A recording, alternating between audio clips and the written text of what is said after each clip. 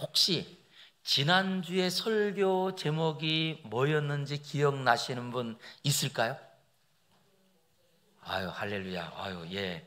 바로 그냥 탁 나오니까 너무 감사하네요. 일부 때에도 기억을 하시더라고요. 저는 한 분도 기억을 못하면 어떻게 할까 걱정이 됐는데, 바로 죽음이 목적인 삶. 바로 이것은 바울 사도께서 모두가 만류하는데도 불구하고 예루살렘을 향해서 올라가는 사건을 다루었던 내용이었습니다. 바울 사도께서는 어떻게 자기의 제자들과 그리고 기도하는 사람들과 성도들이 다 만류하는데도 불구하고 오히려 나의 달려갈 길과 주 예수께서 내게 주신 이 복음 전하는 사명을 마치려 하면은 내 생명을 조금 더 귀한 것으로 여기지 않는다라고 하면서 예루살렘으로 올라갔어요. 아니, 모든 사람들이 다 그리로 가면 죽습니다, 그리로 가면 어려움이 있습니다라고 하는데도 그 길로 갈 수 있었을까라고 했더니 바울 사도는 이렇게 갈 수 있는 이유가 십자가를 자랑하는 삶을 사세요. 십자가를 외면하려고 하지 않고 어쩔 수 없이 십자가를 지는 삶이 아니라 십자가를 자랑하는 삶을 살았더라라고 합니다. 그래서 바울 사도께서 가만히 보니까 예수님을 자랑한다, 그리스도를 자랑한다, 이런 말이 성경에 없어요. 아니, 그뿐만 아니고 예수님의 그 먼저 우리의 자랑이 있잖아요. 바로 하나님으로서 이 땅에 사람의 몸을 입고 태어나신 성육신, 이게 얼마나 자랑거리인지 모르거든요. 그런데 예수님의 성육신을 자랑한다, 아니면 또 예수님의 그 생애에, 예수님 생애도 얼마나 자랑할 것이 많나요? 선하게 자기의 어떤 유익을 추구하지 않고 오히려 가난한 사람, 병든 사람들을 늘 친구처럼 여기면서 소외된 사람들을 품었던 그 예수님의 생애, 이것을 자랑하지 않아요. 아니, 예수님의 부활도 자랑한다고 말하지 않습니다. 그러나 바울 사도는 거꾸로 기독교의 모든 그 중심을 차지하고 교리를 뛰어넘어서 모든 사람들이 그 당시에 다 손가락질하는, 그리고 심한 공경을 받고 세상의 조롱을 받았던 예수님의 십자가를 자랑한다, 이렇게 말하는 거예요. 아니, 오히려 자랑거리를 자랑하지 않고 거꾸로 모든 사람들이 오히려 좀 꺼리고, 그리고 다른 사람들이 좀 자랑하기 싫어하는 그것을 바울 사도는 자랑거리로 삼더라는 거예요. 저는 우리 성도님들에게 좀 당부드리고 싶습니다. 진짜 우리가 성도로 산다라고 할 때는 세상의 자랑을 자랑거리로 삼는 사람들이 아닙니다. 세상에서 오히려 부끄럽고 세상 사람들이 아무도 알아주지 않는 그것이 저와 여러분의 자랑이 돼야 되더라는 거예요. 그래서 바울 사도는 뭐라고 하느냐, 오늘 갈라디아서 6장 14절에 그러나 라고 먼저 말해요. 그런데 이 그러나라고 하는 그 앞에는요, 바울 사도가 전하는 이 복음에 대한, 십자가에 대한 것을 외면하고 오히려 육체의 할례를 받게 하고 그것으로 자랑거리를 삼고, 아니면 또 이 땅에서 다른 세상의 것들을 자랑거리로 삼는 것들이 많을 때에 그 모든 것들을 그러나 내게는 우리 주 예수 그리스도의 십자가 외에 결코 나는 자랑할 것이 없습니다. 내가 이 땅에 태어났을 때에 먼저 혈통을 자랑할 것도 없고 학문을 자랑할 것도 없고 가진 것을 자랑할 것도 없고 이 모든 것을 오히려 배설물로 여기지만 나는 예수 그리스도의 십자가만을 자랑합니다 라고 고백을 해요. 저는 정말 다시 한번 우리가 이 세일의 동안에 예수님의 십자가를 기억하는 그 자리에 꼭 1년에 한 번만이라도 나는 내 인생의 제일 큰 자랑이 예수님의 십자가입니다 라고 말하면서 정말 저와 여러분도 같이 최고의 자랑을 예수님의 십자가로 여기고 이 땅을 사는 날 동안에 십자가와 같은 고난과 시련 속에서도 넉넉히 이기고 그 모든 것들을 다 정복하고 사는 저와 여러분이 되기를 주의 이름으로 축원합니다. 예수님을 바울 사도가 누구라고 선언하느냐라고 했더니 오늘 본문에 이렇게 소개를 해요. 오늘 본문 14절에 보니까 예수님을 누구라고 소개하죠? 우리 주 예수, 그 다음 누구요? 그리스도. 그런데 여기 지금 이렇게 소개되고 있는 우리 주 예수 그리스도라고 하는 이 용어는요, 바울 사도가 편지를 쓸 때마다 13권의 편지 안에 예수님을 소개하는 용어들이에요. 예수님을 그리스도라고도 소개하고, 또 예수라고도 그냥 소개하기도 하고, 또 예수님을 우리의 주라고도 소개하는데, 오늘 이 본문 한 절에는 그것을 한꺼번에 다 넣어요. 다 넣어요. 마치 우리가 정말 우리의 가장 좋은 것들을 다 넣어가지고 하나를 만드는 것처럼, 그래서 예수님을 오늘 본문에 소개한 최고의 칭호로 뭐라고 하느냐? 원문에는 이렇게 되어 있습니다. 큐리오 헤몬 예수 그리스도스, 이렇게 되어 있거든요. 큐리오. 이 큐리오라고 하는 이 말은 그 당시에 최고 높은 사람에게 불리던 그 사람을 불리는 칭호예요. 그래서 그 당시에는 누구에게 이 칭호를 붙였느냐? 로마의 황제를 큐리오스라고 불렀어요. 그래서 황제가 등장할 때는 사람들이 외칩니다. 큐리오스, 큐리오스, 이렇게 외치거든요. 그런데 바로 그 황제를 부르던 칭호를 가지고 예수님을 큐리오스라고 말하는 거예요. 그런데 이 용어는 어떤 용어냐라고 했더니, 이것은 그 당시에 가장 힘 있는 사람에게 불려지는 용어로서 가장 존귀한 분이고, 이 땅의 모든 것을 다스리고 정복하는 힘이 있는, 세상에서 가장 힘 있는 이름이 큐리오스라는 이름이었어요, 그 당시에. 그런데 그 칭호를 예수님께 올리는 거예요. 아니, 그런가 하면 그리스도라고 하는 말이 있습니다. 이 그리스도라고 하는 이 표현도요, 이것은 구약 성경에 하나님께서 택하여 기름 부어 이 땅의 모든 문제를 해결할 하나님의 사람으로, 하나님이 보낸 그 한 사람, 구원자, 그분을 가리킬 때 그분을 메시아라고 했습니다. 메시아. 그런데 메시아를, 이것을 헬라어로 바꾸면 그리스도가 되는 거예요.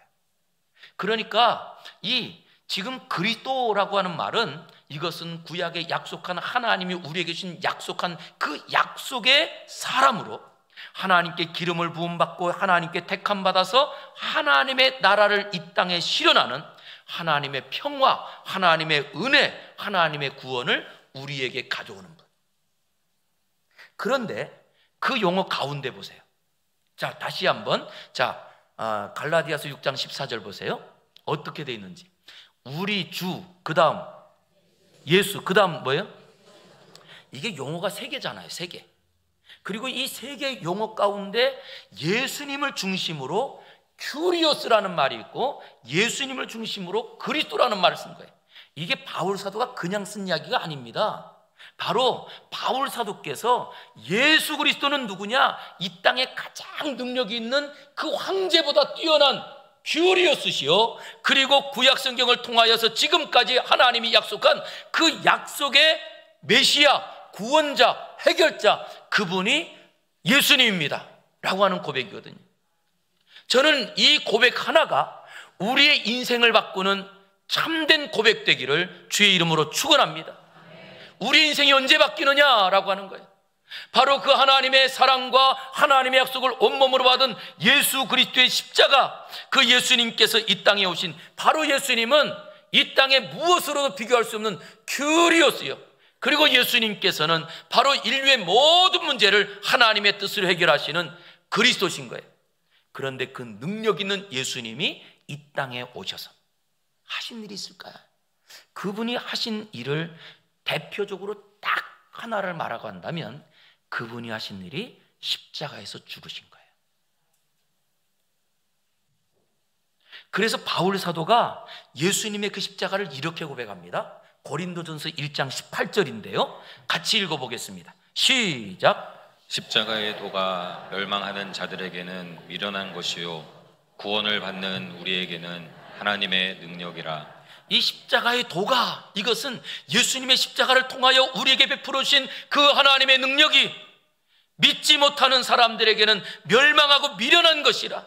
이 십자가를 외면하고 십자가를 꺼리끼는 것으로 말하지만, 그러나 구원을 받는 우리에게는 하나님의 능력이라. 십자가에서 하나님의 능력을 경험한 우리가 십자가로 구원받아요. 십자가로 우리가 다시 살아납니다. 우리가 하나님의 자녀로 살고 지금도 우리가 그 하나님의 자녀로 예배할 수 있는 이 모든 것이 십자가의 은혜라는 거예요. 그렇기 때문에 고린도후서 13장 4절은요, 그 십자가를 뭐라고 하느냐? 그리스도께서 무엇하심으로 십자가에 달리셨대요? 약하심으로 십자가에 못 박히셨으나 하나님의 능력으로 다시 살아계시니 우리도 그 안에서 어떻대요? 약하나 너희에 대하여 무엇으로요? 하나님의 능력으로 예수님과 함께 살리라. 이거 보세요. 언제 사느냐? 우리가 오늘도 하나님의 자녀로 살아가는 것이 어디서 시작되었느냐? 예수님의 십자가로 말미암아 우리가 살았더라는 거예요. 그리고 우리가 예수 그리스도로 말미암아 하나님의 자녀가 되었고, 예수 그리스도로 말미암아 기도하고, 예수 그리스도로 말미암아 찬양하는 이 모든 그 시작이 십자가라고 하는 겁니다. 그래서 우리가 가만히 생각해 보면 모든 사람들, 우리 성도님들 생일이 있으세요, 없으세요? 생일 없는 분, 생일이 없는 분은 여기 없어요. 그 생일을 정확하게 내가 언젠지 모를 수는 있어요. 그죠? 언젠지 모를 수는 있어도 있어요. 왜냐? 생일은 내가 이 땅에 태어났다는 것이거든요. 그리고 우리가 그 생일을 또 기억하고, 가족들도 또 옆에 있는 분들도 축하도 해주고, 우리가 생일을 다 기록해서 갖고 다닙니다. 이건 뭐냐 하면 내가 이 땅에 존재하고 있다는 사실이에요. 그걸 무엇으로 증명하느냐? 그게 생일인 거예요. 그래서 생일이 없으면 이 땅에 존재하는 사람이 아닌 거예요. 아니, 그것처럼 십자가는 우리가 하나님의 자녀로 새로 태어난 자리가 십자가예요. 그래서 우리 성도들 안에 십자가를 품지 않으면 내가 하나님의 자녀라는 것을 무엇으로 말하죠? 그 모든 것이 어디서 시작되었느냐라고 했더니 십자가에서 새 생명을 얻었고, 십자가에서 하늘 평안을 누리고, 십자가에서 하나님의 자녀가 되었고, 십자가에서 우리가 하나님께 기도할 수 있는 길이 열렸고, 하나님께 찬양할 수 있는 모든 길들이 십자가에서 열렸더라는 거예요. 그래서 우리가 생일을 기억한다면 생일을 기억하는 것처럼 예수님의 십자가를 마음에 품고 사는 저와 여러분 되기를 주의 이름으로 축원합니다. 그랬더니 신기한 일이 있어요. 예수님의 십자가가 내 안에 딱 들어오잖아요. 그러면 우리가 평안해집니다. 참 신기한 일이에요. 누구하고 어떤 이 다툼이 생기고, 아니면 또 내가 손해보는 일도 있고, 아니면 또 이 땅을 살아가면서 우리가 좀 오해받는 일이 있다 할지라도 그 십자가가 내 안에 딱 들어오면요, 이건 세상이 알지 못하는 평안이 우리 안에 싹 임해요. 그것을 그래서 바울 사도가 뭐라고 하느냐? 골로새서 1장 20절인데요 우리 한번 읽어보겠습니다. 시작. 그의 십자가의 피로 화평을 이루사 만물 곧 땅에 있는 것들이나 하늘에 있는 것들이 그로 말미암아 자기와 화목하게 되기를 기뻐하심이라. 아멘. 그의 십자가의 피로 화평을 이루사, 그리고 땅에 있는 것들이나 하늘에 있는 것들이나 그 모든 것들이 예수 그리스도의 십자가로 말미암아 하나님과 화평을 이루는 것을 기뻐하신다는 거예요. 저는 이 시간에 하나님과 평화를 이루는 성도가 되기를 주의 이름으로 축원합니다. 아니, 우리가 이 땅을 살아가면서 가족과 아니면 만나는 사람 모두와 화평한 인생 살아가시기를 주의 이름으로 축원합니다. 그러려면 우리에게 있어야 되는 게 뭐라고요? 십자가. 다시 우리에게 있어야 되는 게 뭐라고요? 십자가 지고 살면 되는 거예요. 왜냐? 그의 십자가의 피로 화평을 이루셨습니다. 그런데도 불구하고 이 십자가는 오히려 그 당시에 가장 중한 죄인을 처형하는 사형 제도였기 때문에 십자가는 이해하기 어려운, 오히려 다른 사람들에게 걸림돌이었고, 이 십자가는 오히려 다른 사람들에게 비난의 대상이 됐습니다.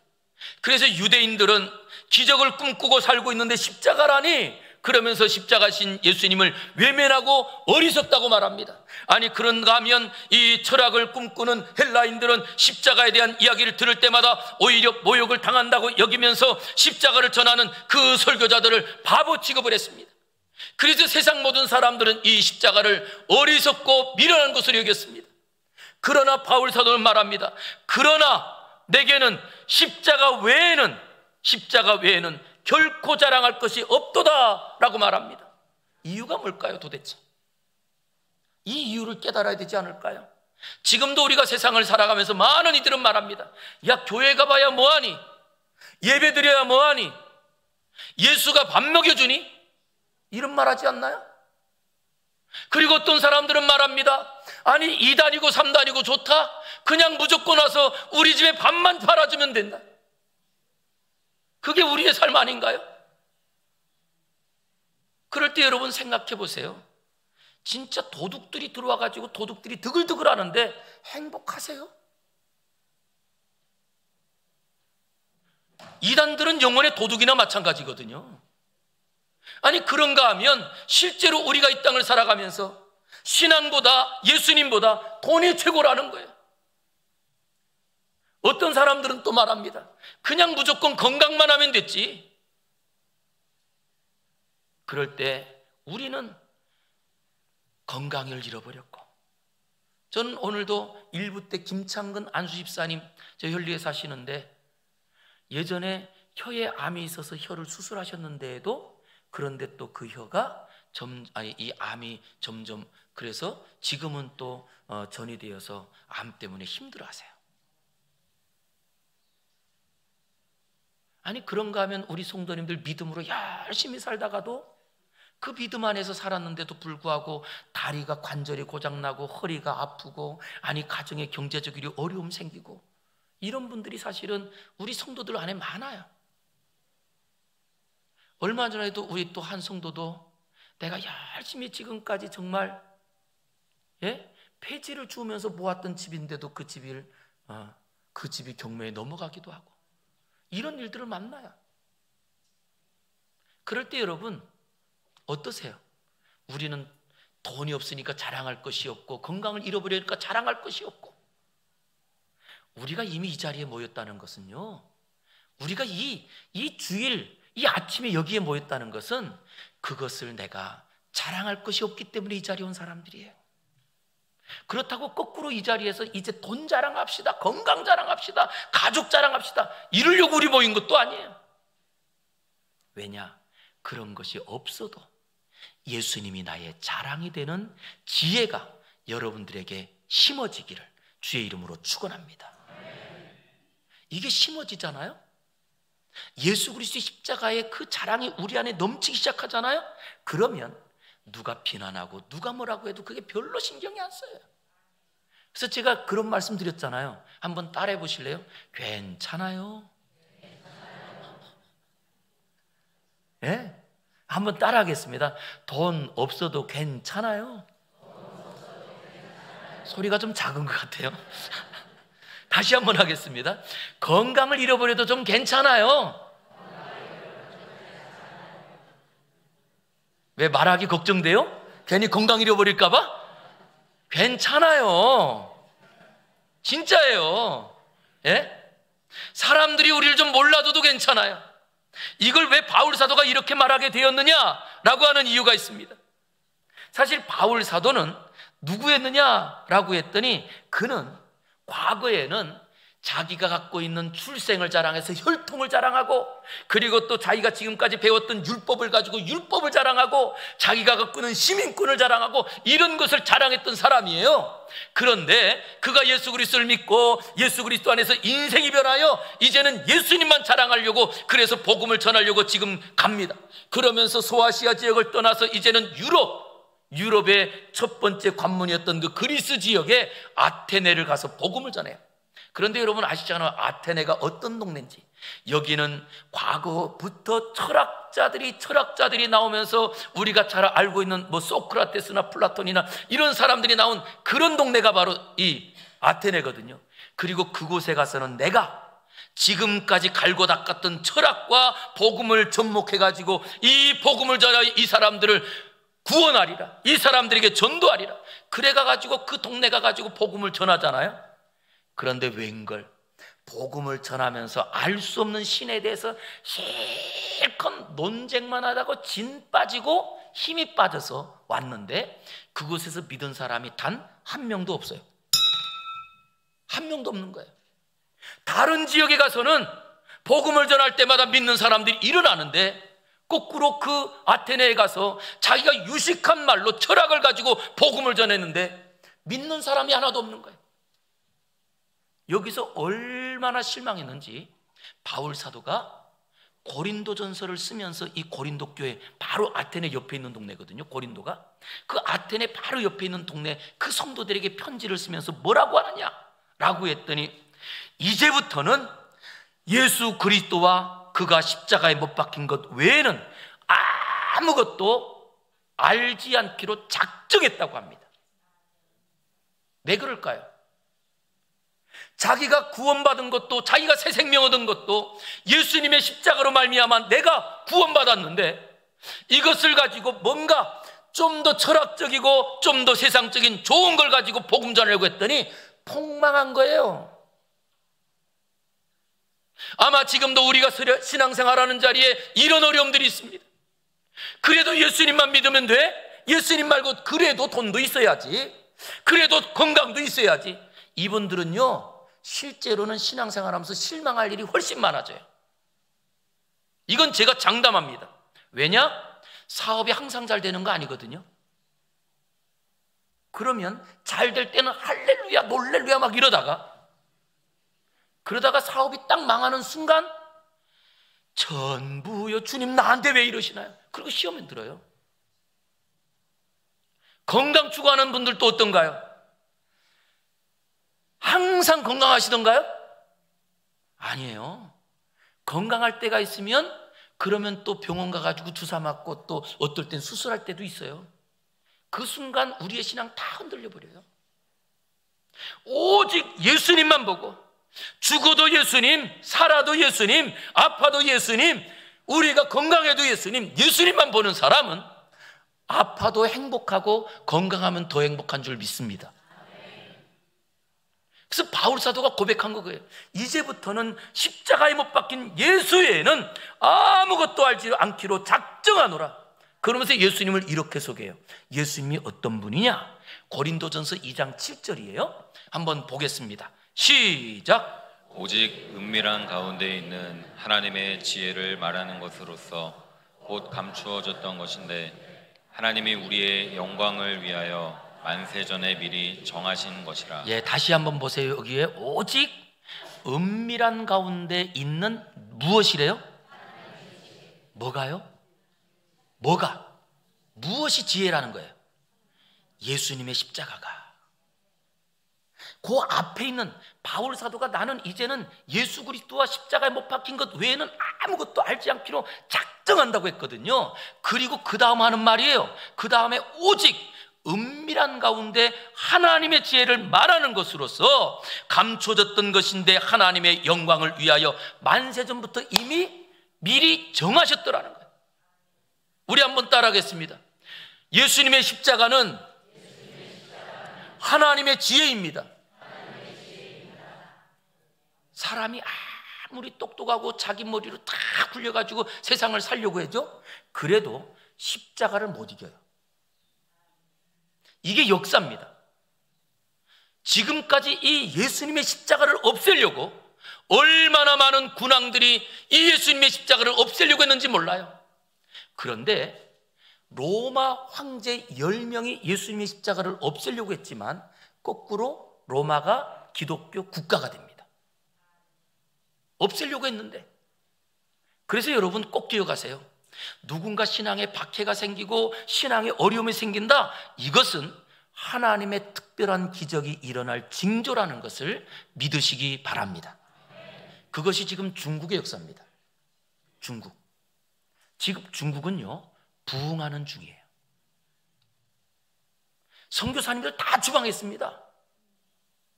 그래서 지금은 선교사님들이 거의 대부분이 다 추방당했고요. 그리고 교회를 갖다가 중국은 공산당이라 그렇게 3,000명 모이는 몇천 명 모이는 예배당도 공산당이 가가지고 그 예배당을 허물어 버렸어요. 그랬더니 놀라운 일은 그 박해 속에서 신앙을 가지고 일어나는 성도들이 더 많아지는 거예요. 그래서 여러분, 지금도 우리 저 북한에도 성도들이 있다는 사실 아시죠? 북한에서는 기독교는 이건 마약과 같은 존재라고 아예 공식적으로 교회가 있긴 있어요. 봉수대 교회라고. 그렇지만 이 봉수대 교회는 그냥 다른 사람들에게 우리도 종교의 자유가 있다라고 하는 걸 알려주려고 세운 교회일 뿐입니다. 그런데 지금도 그 벌써 6.25 사변 전부터 갖고 있던 신앙을 가지고 자녀 손들에게로 이어가는 그 신앙의 은혜들이 지금도 있어서 그 신앙의 힘으로 모든 사람들이 다 잠잘 때 겨우 산속에 올라가서 예배드리고 그러면서도 신앙을 지키는 성도들이 있어요. 이걸 무엇으로 막을까요? 절대 권력이라고 하는 저 공산당의 저 김정은이 얘도 못 막아요. 그 정도의 힘이 십자가라는 거예요. 그러니 우리 사랑하는 성도님들, 제발 저는 부탁드려요. 십자가를 품고 약해지지 마시기 바랍니다. 하나님이 우리 주신 이 십자가는요, 세상에 무엇이든지 깰 수 있는 하나님의 능력이에요. 우리 한번 좀 옆에 있는 분 응원들 하자고요. 제발 약해지지 맙시다. 예, 건강을 잃어버려도 하나님이 붙잡으면 살아요. 예, 사업이 부도가 나도 하나님이 도와주시면 더 크게 부흥하더라고요. 예, 그것이 우리의 삶의 은혜입니다. 그래서 바울 사도는 뭐라고 하느냐? 그 하나님의 지혜를 그래서 이렇게 고백한 거예요. 고린도 전서 1장 12절 보세요. 오직 부르심을 받은 자들에게는 유대인이나 헬라인이나 한국 사람이나 청평 사람이나 그리스도는 누구예요? 하나님의 능력. 그리스도는 누구예요? 할렐루야. 이렇게 그 하나님께서 우리에게 지혜를 주시고 능력을 주신 게 십자가인데 십자가를 왜 거절해요? 그런데 요즘 세상은 십자가를 어떻게 하든지 안 지려는 세대 같아요. 그러다 보니까 절에서 십자가를 지는 사람이 생긴대요. 절에서.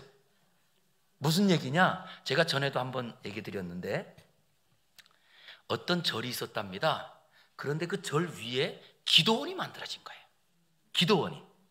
그래서 기도원에서 뭘 기도할까요? 그 절은 사실 조용한 데잖아요. 그리고 절은 뭐 조용하게 아침 뭐 점심 뭐 저녁 때가 되면 또 땡 치고 이제 묵념하고 그럴 때마다 위에서 찬송을 하면서 계속, 예? 그러니까 도대체 이게 그 위에 기도원에서 계속 찬송을 하고 그러니까 이게 안 되겠는 거예요. 그래서 주지가 그 절에 있는 다 중들을 모아가지고 대체교회가 열렸답니다. 도대체 이거 어떻게 해야 되냐? 그러니까 그때 어떤 어린 동자승이 주지스님! 그리고 손을 들더래요. 그러더니 제가 십자가 지겠습니다. 그러더라는 거예요. 우스개 얘기지만 실제로 우리가 십자가를 버리니까 절에 가서도 세상 사람들이 십자가 진다는 얘기 하잖아요. 십자가는 우리가 져야 될 거 아닌가요? 그래서 우리 성도님들 정말 가정에서도 좀 구차는 일 있거들랑 내가 먼저 하시기를 바랍니다. 예? 교회에서는 연습하는 거라 교회에서도 좀 굳은 일 있을 때는 자꾸 연습을 해야 가서 할 수 있어요. 그래서 교회는 제가 늘 말씀드리잖아요. 교회는 연습장. 그리고 실전은 어디요? 가정이 실전이에요. 직장이 실전이에요. 교회에서 연습을 많이 많이 하고 그것을 가지고 우리가 나가서 예수 그리스도의 십자가의 삶을 우리가 살기만 하면, 그러면 여러분 생각해 보세요. 내가 십자가를 지고 이 십자가를 자랑하는 마음으로 우리가 어디서든지 가정에서도 그리고 직장에서도 하기만 하면 그 자리에 행복이 넘치지 않겠어요? 지금도 세상이 요구하는 것은 십자가 지는 사람을 요구하고 있어요. 그런데 십자가를 지려는 사람들이 없고 말만 하는 성도들이 많아졌어요. 고상하게 살려는 성도들이 더 많아졌습니다. 그럴 때 바울 사도는 십자가를 어떤 아름다운 장식으로 말하지 않습니다. 아니, 십자가를 어떤 교묘한 이론이라고 말하지도 않습니다. 그냥 오직 십자가만이 능력이라고 말하면서 바울 사도가 외치는 그 말을 한번 들어보세요. 갈라디아서 1장 7절과 8절인데요 제가 한번 읽어드릴게요. 다른 복음은 없나니 다만 어떤 사람들이 너희를 교란하여 그리스도의 복음을 변하게 하려 함이라. 그러나 우리나 혹은 하늘로부터 온 천사라도 우리가 너희에게 전한 복음 외에 다른 복음을 전하면 저주를 받을지어다. 이게 바울 사도가 우리에게 전해주는 이야기예요. 다른 복음은 십자가 없이 영광을 얻는 거예요. 예수님의 복음은 십자가에서 이루신 복음입니다. 그래서 예수님께서 십자가에서 다 이루었다 말씀하세요. 우리가 오늘도 이 자리에 있는 이유는 십자가 때문이요, 우리가 오늘도 하나님을 찬양할 수 있는 이유도 십자가요, 우리가 하나님을 아버지로 부를 수 있는 이유도 십자가 때문이에요. 그렇기 때문에 우리가 자랑할 것이 있다면 우리의 어떤 부유함이나 아니면 어떤 세상의 것이 아니라 예수님의 십자가가 나의 자랑되어야 될 줄 믿습니다. 이 십자가가 얼마나 큰 은혜인지. 그래서 바울 사도가 로마서 11장 33절부터 이렇게 고백해요. 깊도다 하나님의 지혜와 지식의 풍부함이야. 이게 뭐냐 하면 예수님의 십자가를 이야기하는 거예요. 그 십자가를 통한 하나님의 그 은혜가 얼마나 깊은지, 하나님의 지혜와 지식이 풍부하며 하나님의 그의 판단은 헤아리지 못할 것이고 그의 길은 찾지 못할 것이로다. 누가 주의 마음을 알았느냐? 누가 그의 모사가 되었느냐? 누가 주께 먼저 드려서 갚으심을 받겠느냐? 이는 만물이 어디서요? 주로 말미암고 주에게로 돌아갑니다. 그에게 영광이 세세 있을지어다. 여기 주라는 표현을요 십자가로 바꾸면 딱 돼요. 우리 한번 마지막 36절 보세요. 이는 주라는 말을 십자가로 바꾸어서 같이 한번 읽어보겠습니다. 시작. 이는 만물이 십자가에서 나오고 십자가로 말미암고 십자가에게로 돌아갑니다. 그에게 영광이 세세에 있을지어다. 아멘. 우리가 주님을 찬양할 때 주님을 찬양하는 가장 위대한 일이 십자가에서 이루어진 사건입니다. 그러기에 바로 그 십자가로 말미암아 우리가 치유함받았고 십자가로 내가 태어났어요. 그래서 우리의 자랑은 십자가예요. 오늘 세상을 치유할 수 있는 유한 방법도 십자가인 줄 믿습니다. 그러기에 우리가 우리의 살아가는 삶에 부족한 것이 보이고 약한 것이 보일 때 십자가를 가지고 십자가를 따라가기만 하면 약함이 강함이 될 것이고 부족함이 부유함이 될 줄 믿습니다.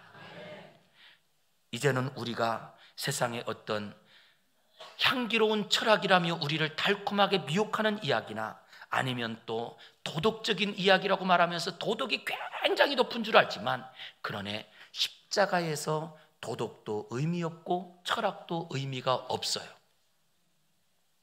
물은 반드시 낮은 데로 모입니다. 그래서 그 물이 바다를 이루었습니다. 그것처럼요 바로 예수 그리스도의 십자가로 인하여 우리 인생의 모든 문제는 십자가에서 해결이 돼요. 지금도 우리 성도님들의 예배당에 올라온 이유 중에 하나, 내 마음에 소원하는 것들이 있을 거예요. 그리고 또 하나님 이걸 좀 해결해 주세요. 이것 때문에 내가 힘들어요 라고 하는 우리의 인생의 문제도 있을 거예요. 그 모든 것이 다 어디서 해결이 되느냐? 예수님의 십자가입니다. 그래서 우리는 예수님의 십자가는 평생을 붙들고 자랑하고 따라가야 될 우리의 인생이에요. 저는 그래서 오늘 다시 한번 십자가를 자랑하고 십자가를 붙들고 십자가를 나의 인생의 전부로 여기면서 주님 오시는 그날까지 달려가는 저와 여러분 되기를 주의 이름으로 축원합니다. 기도하겠습니다. 거룩하신 아버지 하나님, 오늘도 우리를 사랑해 주시고 다시금 주님 오시는 그날까지 십자가만 붙들게 하시니 감사합니다. 주여 도와주시어서 우리의 인생 속에 이제는 십자가를 외면했던 우리의 약함을 이제는 벗어버리게 하시고 바울 사도와 같이 십자가를 자랑하고 십자가가 하나님의 능력이기에 이 능력을 덧입어 날마다 승리하며 세상을 이기는 성도 되게 하여 주시옵소서. 예수님 이름으로 기도 올리옵나이다. 아멘.